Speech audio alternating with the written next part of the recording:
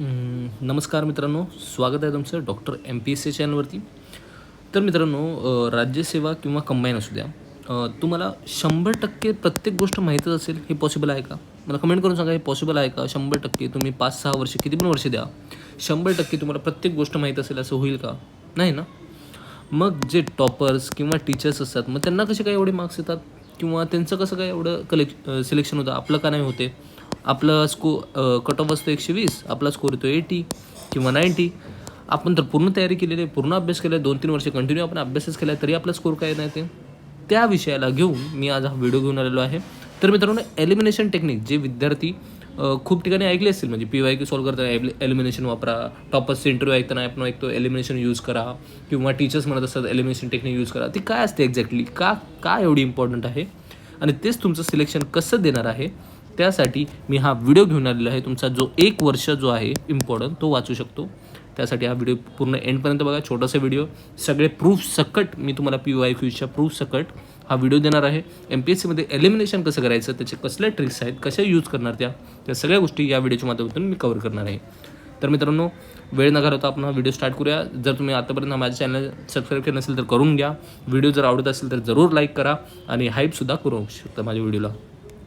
तर मित्रांनो, elimination technique ही का महत्त्वाची असते? कारण आपल्याला बघा, पुस्तकातील ज्ञान हे 40%च यूज होतं एक्झाममध्ये. तुम्ही पण बघा, किती पण पाठांतर करा, काही करा, तरी आपल्याला ते क्वेश्चन वाचल्यासारखा असतो पण सॉल्व्ह होत नाही. माहिती आहे ना, तुम्ही कधी क्वेश्चन वाचला, हां कुठेतरी वाचलं आहे मी, पण ह्याचं पूर्ण आठवतच नाही आन्सर, असं होतं. म्हणजे कुठेतरी पुसट आठवतं आपल्याला. मग त्यावेळेस लॉजिक आणि एलिमिनेशन जे 60% आहे ते महत्त्वाचं आहे. बघा, तुम्ही कधी पण आईसबर्ग असं जर बघितलं असेल, तुम्ही जर टायटॅनिक पिक्चर बघितला आहे, त्याच्यावरती टोकावरती एवढंच फक्त त्याला आईसबर्ग दिसतं, पण टायटॅनिक त्याला येऊन धडकते. कारण खाली एवढा मोठा बर्फ असतो, तो कोणालाच माहिती नसतो. जेव्हा पण विद्यार्थ्यांचं सिलेक्शन होतं, त्यांना फक्त एवढीच प्रिपरेशन दिसते, पण त्याच्यामागे त्याची एवढी सगळी मेहनत ही कोणाला दिसत नाही. खरं आहे की नाही? तुम्हाला पण वाटतं की नाही? फक्त तुमचं एवढंच बघितलं जातं की तुम्ही मोबाईलवर यूज करताय, तुम्ही 10 तास अभ्यास केला ते कोण नाही बघत ना. तुमचा 10 तास अभ्यास हा कोण नाही बघत. जेव्हा सिलेक्शन होईल तेव्हा तुम्हाला सगळेच विचारतील अभ्यास कसा गेला, काय केला, पण तुमच्या मागची मेहनत ते तुम्हालाच माहिती असते. म्हणून लॉजिक आणि एलिमिनेशनसुद्धा तुमचं कामी येणार आहे. फक्त नॉलेजवरती तुमचं सिलेक्शन होणार नाही, हे आधीच सांगतोय. आणि लॉजिकशिवाय, म्हणजे फक्त लॉजिकवरतीच सिलेक्शन होईल असं पण नाही आहे. नॉलेज तुम्हाला पाहिजेच आणि सोबत तुम्हाला लॉजिक आणि एलिमिनेशन खूप जरुरीचं आहे. तर आपल्याकडे 3 टेक्निक्स आहेत. म्हणजे ज्ञानाला तर्काची जोडणी. म्हणजेच काय, कोणताही अभ्यासक्रम 100% कोणीही 100% अभ्यासक्रम पाठ करू शकत नाही, आधीच मी तुम्हाला सांगितलं आहे. मग त्याच्यासाठी आपल्या तर्काशी जोडणी करायची. त्याचे तर्क म्हणजे काय, लॉजिक म्हणजे काय, एक सामान्य तुमचं डोकं. म्हणजे तुम्ही सगळेच हुशार आहेत, मला माहिती आहे MPSCचे विद्यार्थी आहेत, सगळे हुशार आहेत. असं नाही की कोणाला छोटा मेंदू आहे, कोणाला मोठा मेंदू आहे, असं काहीच नाही. सगळ्यांना लॉजिक आहे, फक्त ते वापरताना मुलं चुकत आहेत. त्यासाठी मी इथे आहे. अचूकता, ॲक्युरेसी.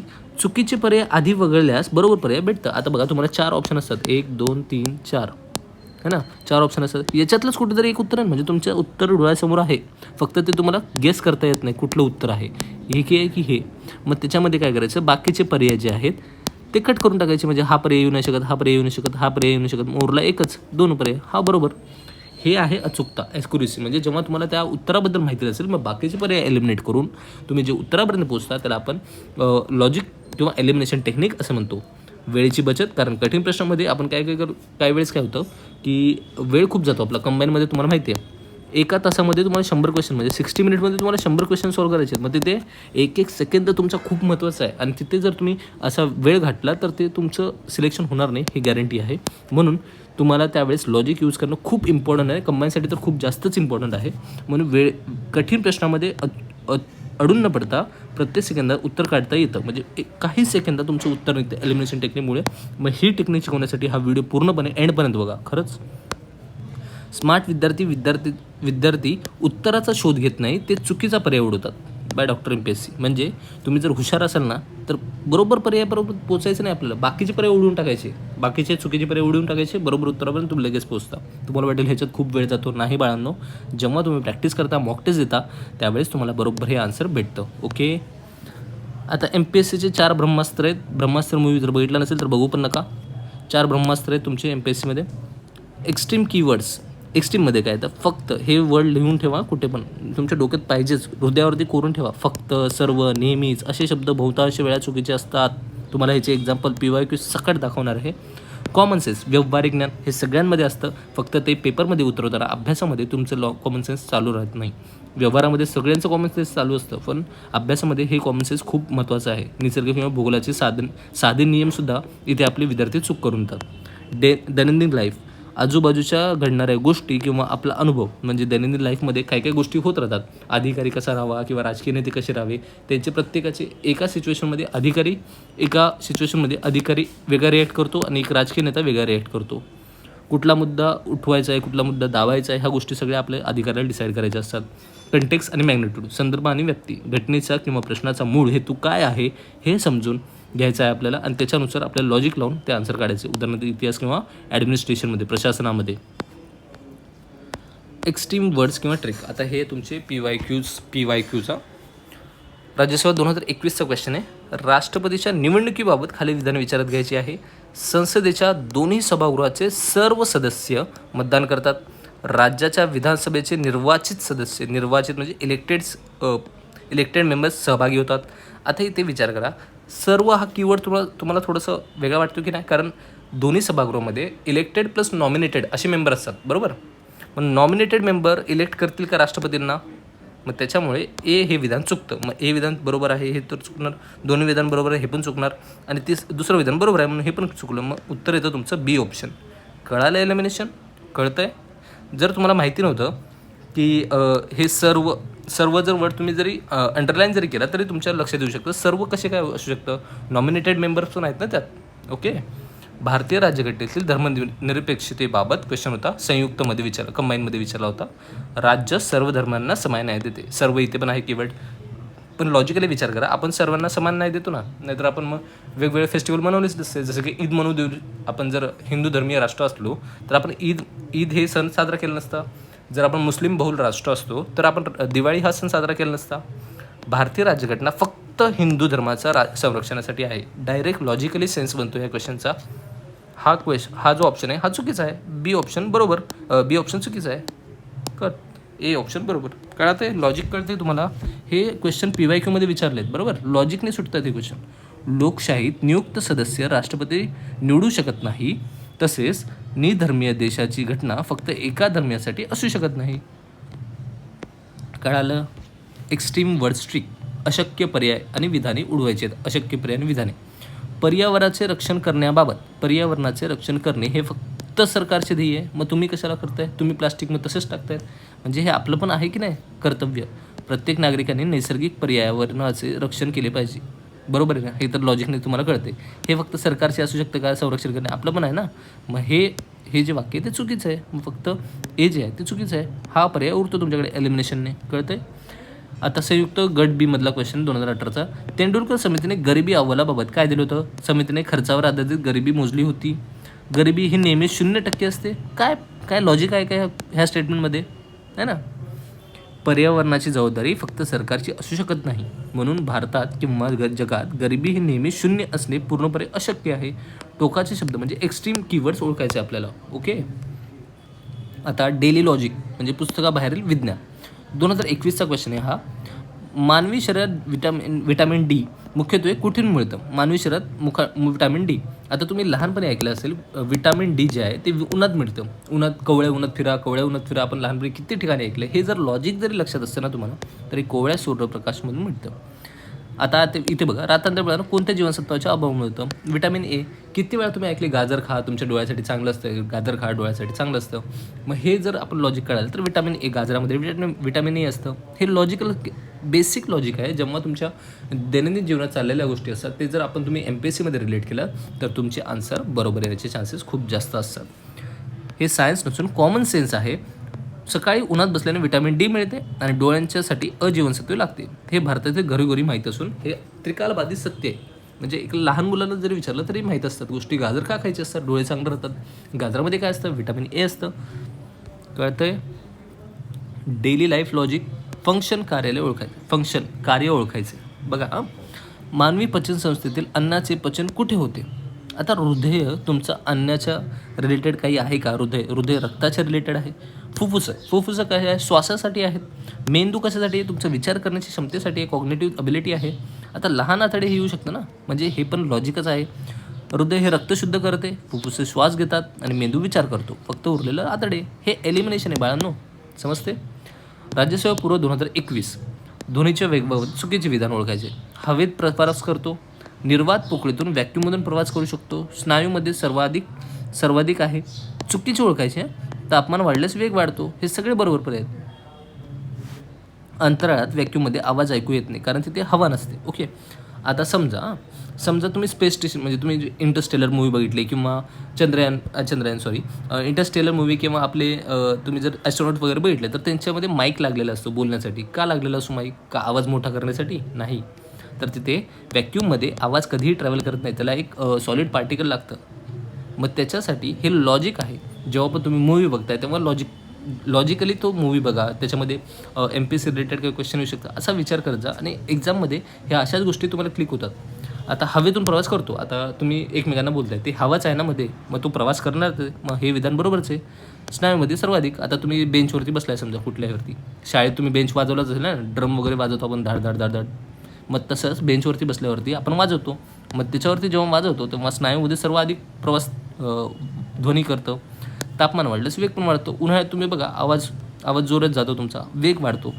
मग हे जरी माहिती नसेल तरी तुम्ही व्हॅक्यूममध्ये प्रवास करू शकतो, ह्याच्यावरून तुम्ही एलिमिनेट करू शकता. कळतं आहे. डॉक्टर MPSCचं लॉजिक आता दुसरीकडे. व्यावहारिक लॉजिक म्हणजे प्रॅक्टिकल सिस्टम व्यवहारात कसं चालतो. RBIचे कार्याबाबत चुकीचं.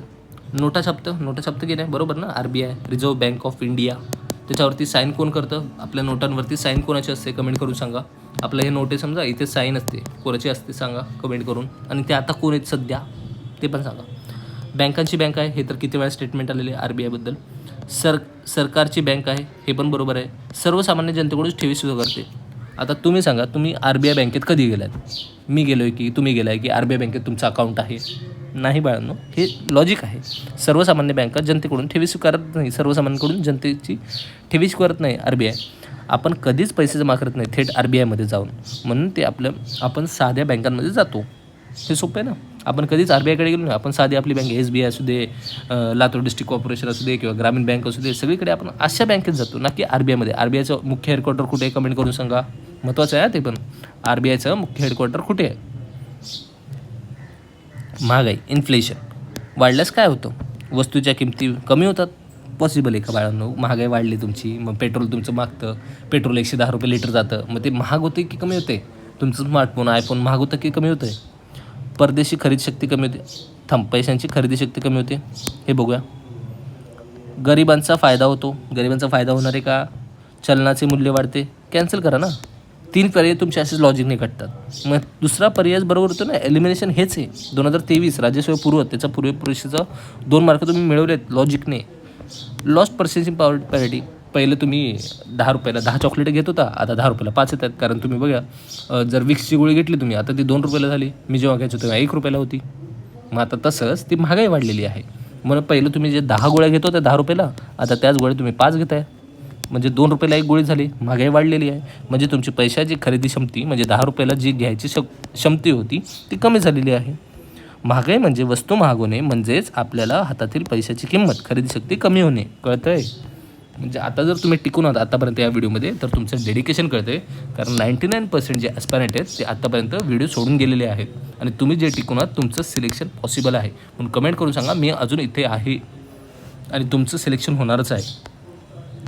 व्यावहारिक लॉजिक. निवडणूक, इलेक्शन की परीक्षा. आता बघा, जिल्हा अधिकारी निवड कोण करते? हा क्वेश्चन कसा डोळे झापून टाकला आहे की काय माहिती. आता हे क्वेश्चन कुणीही सांगेल. संयुक्त गट कसा क्वेश्चन आहे हा. थेट जनता निवडून देते, मुख्यमंत्री निवडून देते, जिल्हा परिषद अध्यक्ष. हां, जर ह्याला टफ करायचं असतं तर कलेक्टरनं विचारता. जर ह्याने विचारलं असतं धर्मादाय आयुक्ताची निवड कोण करते किंवा राज्यपालांची निवड कोण करते, अशा गोष्टी जर विचारल्या तर ठीक आहे, लॉजिकली समजू शकतो. पण इथे आपण तुम्ही एलिमिनेशन पण बोलू शकतो ना. जिल्हाधिकाऱ्याचे निवडणूक इलेक्शन कधी झालं आहे का, किंवा जिल्हाधिकाऱ्यांचं इलेक्शन किंवा ZPचं इलेक्शनमध्ये कधी जिल्हाधिकाऱ्यांचं काही आहे का. आपण कलेक्टरला कधीही मत दिलेले आहे का. अधिकाऱ्यांची निवड परीक्षेद्वारे होते. ओके. आता बघा, ग्रामपंचायत हे गटकाचे क्वेश्चन आहेत म्हणून थोडंसं क्वेश्चनचा लेवल इझी आहे. पण गटकचे सगळेच क्वेश्चन इझी असतात असं नाही आहे, कारण राज्यसेवावाल्यांना पण गटकचे क्वेश्चन देणं हे थोडे डिफिकल्ट जातं. ग्रामपंचायतीच्या प्रशासकीय प्रमुखाला काय म्हणतात? प्रशासकीय प्रमुख. प्रशासकीय म्हणजे ॲडमिनिस्ट्रेटिव्ह प्रमुखाला काय म्हणतात? सरपंच हा राजकीय प्रमुख आहे, तहसीलदार हा तालुक्याचा प्रमुख आहे आणि जिल्हाधिकारी हा जिल्ह्याचा प्रमुख आहे. प्रशासकीय प्रमुख ग्रामसेवकाला म्हणतात. सरपंच हा जनतेने निवडलेला राजकीय असतो आणि प्रशासनासाठी ग्रामसेवक हा शब्द सुसंगत आहे. समजतंय? Common sense. साध्या भूगोलाचे नियम. रेगूर मृदेबाबत कोणते विधान चुकीचे? रेगूर मृदा, आता तुम्हाला काहीच माहीत नाही रेगूर मृदा. तिला काळ्या कापसाची मृदा म्हणतात. रेगूर महाराष्ट्रामध्ये कापसाची लागवड ऑलमोस्ट विदर्भा साईडला ह्या साईडला खूप जास्त होते आणि तिथे काळी मृदा आहे. आता लातूरमध्ये काळी आहे, नांदेडमध्ये काळी आहे, विदर्भ, मराठवाडा सगळीकडे काळी मृदा आहे. मग तिला आपण रेगूर मृदा म्हणतो. तिथे कापसाची लागवड होते का? फक्त विचार करायचा, होते का आपल्या इथे लागवड होते का? आता समजा तुम्ही संभाजीनगरचे आहात, मग तिथे कापूस लागतो का? होतो, लागतो.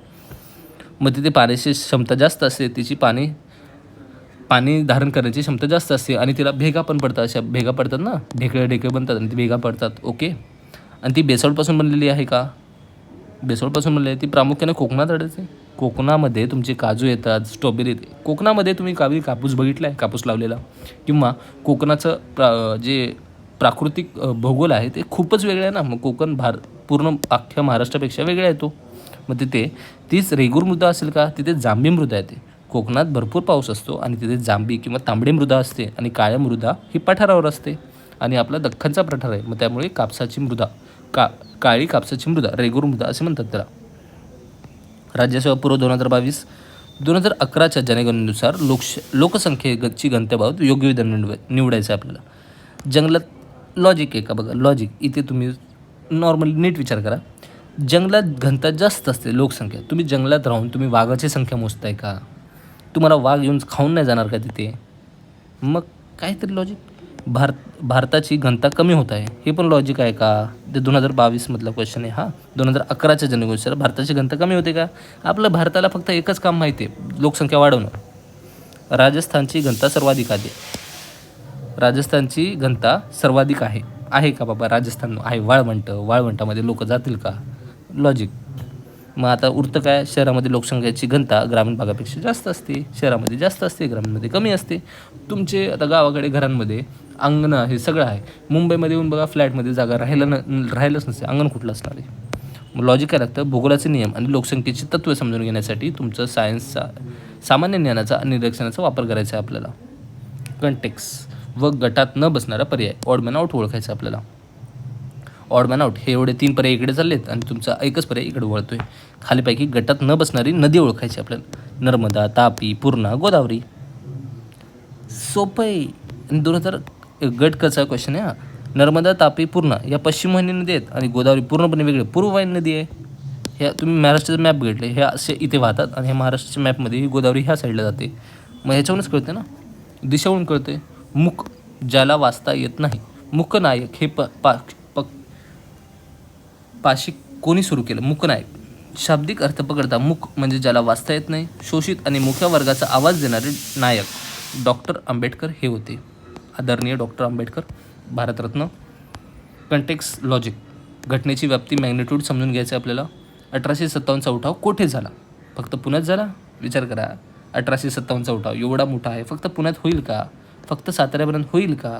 दक्षिण भारतात सर्वाधिक. हे थोडंसं लॉजिकली बसतं, दक्षिण भारतात सर्वाधिक, पण नाही, हे पण लॉजिक बसत नाही. कारण दक्षिणेकडील एकही राज्य किंवा एकही केंद्रशासित प्रदेश त्यामध्ये सहभागी नव्हता. फक्त उत्तरेकडे चालू, उत्तर भारतात मोठ्या प्रमाणावरती.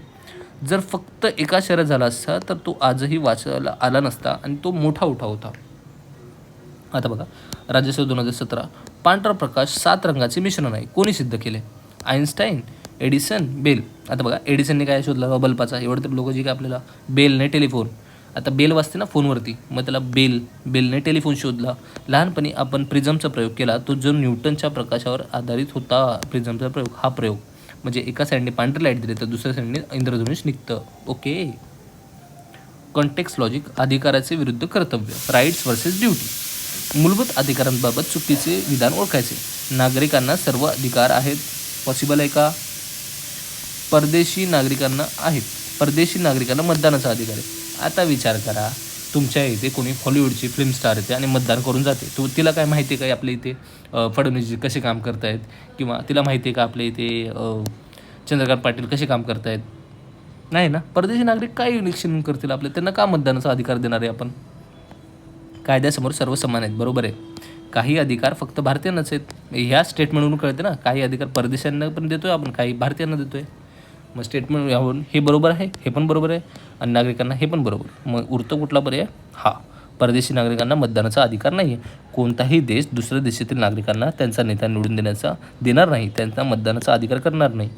आता समजा टॉम क्रूज आला महाराष्ट्रात आणि बोलतोय नाही मला अजित पवारांना निवडून द्यायचं आहे. त्याला काय माहिती अजित पवार त्यांनी काय कार्य केले, त्यांना काय माहिती? नाही माहिती. मग त्यांना का आपण अधिकार देणार मतदानाचा? राज्यसेवा 2022 राज्यसेवा पूर्व 2019 परीक्षेतलं भारतातील राज्यघटनेची मूलभूत कर्तव्य कोणासाठी आहेत? मूलभूत कर्तव्य कोणासाठी? कर्तव्य कोण पार करणे? भारतीय नागरिक करतील ना? का कर्तव्य तुमचा टॉम क्रूज नीट करणार आहे का? तुमचा टॉम क्रूज करणार आहे की काय म्हणतात ते जॅकी चॅन करणार आहे? नाही ना, फक्त भारतीय नागरिक करतील, कर्तव्य पार पाडतील. कर्तव्य कोणाचे असतात? ज्याला अधिकार मिळतात आणि परदेशी नागरिकांना आपण कर्तव्य पाळण्याची सक्ती करू शकत नाही. आता फायनल एलिमिनेशन शीट. प्रश्नात काय विचारले? फक्त, सर्व, नेहमीच. अशा वेळेस तुम्हाला बहुतांश वेळा हे चुकीचे ठरवायचे. निधर्मी लोकशाहीत असे टोकाचे नियम नसतात. म्हणजे आपली लोकशाही कशी डेमोक्रॅटिक आहेत आपण, मग त्याच्यामध्ये तुमचं कुठलाही एका टोकाचे नियम असणार आहे का? नाही. आपले जे समिती बनले होते, जेव्हा पण आपलं संविधान बनले त्यावेळेस असे टोकाचे नियम नाही आहेत आपल्या ह्याच्यात. दैनंदिन जीवनातील विज्ञान. पुस्तकी विचार सोडून स्वतःचा अनुभव आठवायचे. उत्तरामध्ये कॉमन सेन्स विचार करायचा आहे. प्रशासकीय अधिकाऱ्यांची निवड, अधिकारी किंवा राजकारणी ह्याच्यामध्ये थोडंसं विचार करायचा आहे. फक्त एका शहरात किंवा 0% असे टोकाचे विधान तपासायचे. अशक्य गोष्टी लगेच कळत आहेत आपल्याला. आता बघा, जेव्हा पण तुम्हाला अधिकारी बनायचं आहे तेव्हा स्मार्ट अभ्यास करा, अधिकारी बना. ना की बोजे उचलायचे, 10 पुस्तके घ्यायची, वाचत बसायचं. पहिला इंडेक्सपासून ते लास्टपर्यंत लेखकाचे मनोगतसुद्धा वाचतायत. MPSC करताय तुम्ही, तसं नाही बाळांनो. मित्रांनो, परीक्षेला जाताना फक्त पुस्तकी ज्ञान नाही तर लॉजिक घेऊन जा. प्रत्येक प्रश्नात उत्तर लपलेले असते, ते फक्त चुकीचा पर्याय ओळखण्याची दृष्टी पाहिजे. अधिक ट्रिक्ससाठी आणि विश्लेषणासाठी आमचं आदर्श doctor MPSC YouTube channel subscribe करा आणि टेलिग्राम चॅनल जॉईन करा, जिथे ही PPT आणि वेगवेगळे नोट्स फ्री ऑफ कॉस्ट तुम्हाला भेटणार आहेत. जय